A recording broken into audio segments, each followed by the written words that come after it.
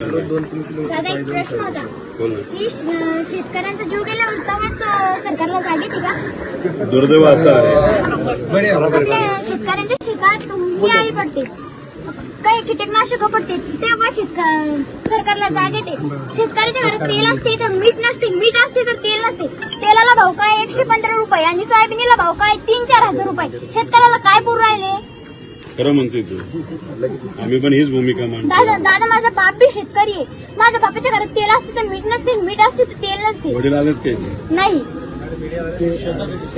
Government शाळेत आहे तुम्ही? प्रायव्हेट शाळा तर तू जे भूमिका मांडली ती खरी भूमिका आहे. तुला हे माहिती आहे का, भारतात सगळ्यात जास्त सोयाबीन केलं जातं, कापूस केला जातो आणि एवढ्या मोठ्या प्रमाणात कापूस करून ज्याच्यात तुमच्या 4 पैसे घरात यायला लागतात. कापसाला जेव्हा 10,000 भाव मिळतो तेव्हा हे सरकार काय करतं, नाही तर कुठलंही सरकार इम्पोर्ट करायला लागतं. त्याचे भाव परत खाली पडतात आणि त्यात आपला शेतकरी झोपतो. तसं सोयाबीनचं झालंय, कांद्याचं झालंय, सगळ्याच पिकाचं झालंय. तुम्ही जे फर्टिलायझर घेतात तुमचे वडील तुमच्या शेतासाठी तेव्हा टॅक्स असतो. वही आणायची असते दादा, तर पप्पा जर का म्हणलं माझ्या खिशात 10 रुपये नाही तर इतकं वाईट वाटतं. नको करू, आम्ही तीच भूमिका घेतोय. तुला एक माहिती का, मी विरोधी पक्षातला आमदार आहे, पण मी जर आज निर्णय घेतला असता, नाही तर काल निर्णय घेतला असता तर मी आज मंत्री सुद्धा झालो असतो, नाही तर पदाधिकारी झालो असतो. पण मी या सरकारबरोबर का नाही जात?